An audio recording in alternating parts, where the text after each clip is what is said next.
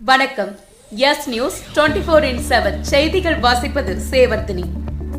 திருக்கழுக்குன்றம் புறவழிச்சாலையில் உள்ள தனியார் நிறுவனத்தின் சார்பில் இயற்கை விவசாயத்தை ஊக்கப்படுத்துதல் மற்றும் மண்ணின் தன்மைக்கேற்ப உரங்களை எவ்வாறு குறைவாக பயன்படுத்துவது தொடர்பான கருத்தரங்கம் இன்று நடைபெற்றது.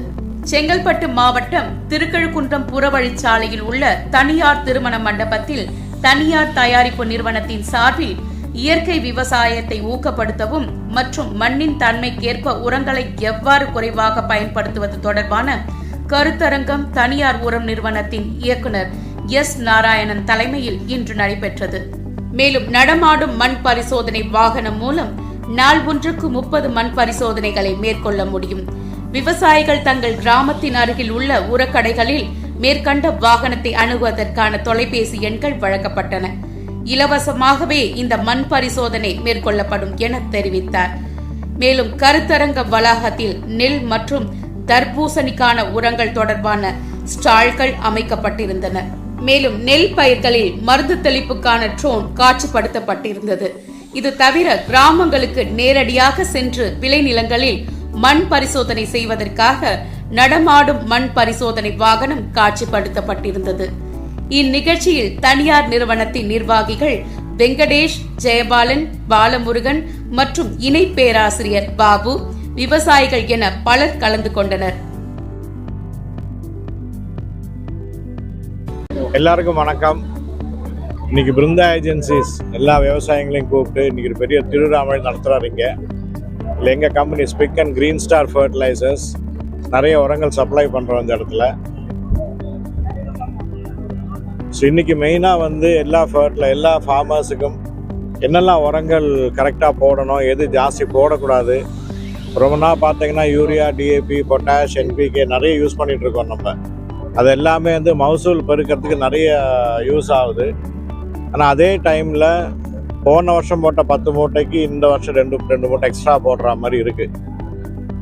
இந்த மண்ணோட ஃபர்டிலிட்டி சொல்லுவோம் நம்ம, அது குறைஞ்சிட்டே போயிட்டுருக்கு என்டையர் கண்ட்ரி, இந்தியா ஃபுல்லாகவே. அதை எப்படி நம்ம அட்ரஸ் பண்ணுறது, அதுலேருந்து எப்படி வெளியே வர்றது பார்க்குறதுக்கு இன்றைக்கி இருக்கிற திருவிழாவில் ஆர்கானிக் ஃபர்டிலைசர் நம்ம போடுறோம். ஆர்கானிக் ஃபர்டிலைசர் போட்டோம்னா மண்ணுக்கு ரொம்ப நல்லது. நம்ம டிஏபி, யூரியா, ஸ்பிக்கோடு போடுறதுனால பயிருக்கு நல்லது.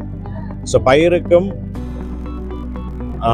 ஃபீல்டுக்கும் மண்ணுக்கும் சேர்ந்து நம்ம உரம் போடணுங்கிறது தான் எங்கள் கம்பெனியோட மெயின் ஆக்டிவிட்டி.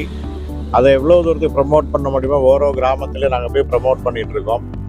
எல்லா விவசாயிகளும் இந்த சாயில் டெஸ்ட் ரிப்போர்ட்டை பார்த்து நிறைய ஆர்கானிக் மேட்டர் கொடுங்க சாயிலுக்கு.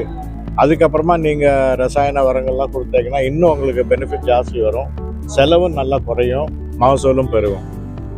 வாழ் விவசாயம்.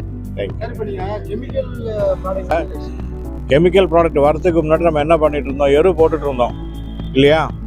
யூரியாலாம் வந்ததுக்கப்புறம் யாராவது எரு போடுறோமா? இன்றைக்கி எரு போட நிப்பாட்டிட்டோம் நம்ம. அந்த மாதிரி ஆர்கானிக் மெனுவர் போடணும், கண்டிப்பாக அது போட்டுகிட்டே தான் இருக்கணும். அது போட்டுட்டீங்கன்னா இன்றைக்கி நீங்கள் 10 பேக் நீங்கள் கெமிக்கல் யூரியா போடுறீங்கன்னா 5 பேக் போட்டாலே போதும், அதே உங்களுக்கு ஈல்டு, அவ்வளோ ஈல்டு வரும் உங்களுக்கு.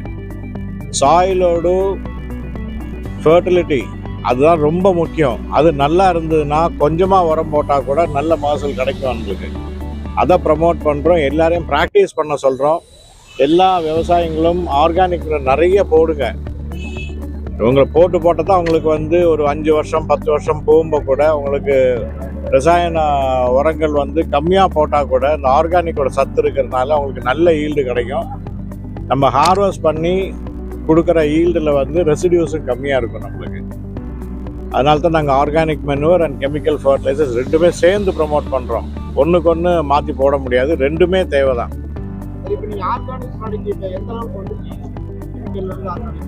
கெமிக்கலை விட்டு ஆர்கானிக் யாருமே போக மாட்டாங்க, நாங்களும் போக மாட்டோம், யாரும் போக மாட்டோம். கெமிக்கல் உரங்கள் இருந்தால் தான் இன்றைக்கி இருக்கிற ஹை ஈல்டிங் வெரைட்டிஸுக்கு தேவையான நியூட்ரிஷன் கொடுக்க முடியும். அந்த நியூட்ரிஷன் கொடுக்கணுமானா அந்த செடிக்கு போய் சேரணுமானா மண் நல்ல மண்ணாக இருக்கணும். அந்த மண்ணோட ஃபர்டிலிட்டி, மண்ணோட லைஃபுக்காக தான் ஆர்கானிக் நிறைய போட சொல்கிறோம். இது சிம்பிளாக சொல்ல போனால் அந்த மண் இருக்கு இல்லையா, அதுதான் செடியோட வயறு. வயத்தை கோளாறு பண்ணிட்டீங்கன்னா எவ்வளோதான் மருந்து சாப்பிட்டாலும் சரிப்பட்டு வராது. அந்த மணலோட சக்தி, மண்ணோட ஃபர்டிலிட்டி, அதோட லைஃப் அதை ரீட்டைன் பண்ணோம்னா ஆர்கானிக் மெனூர் நிறைய போடணும்.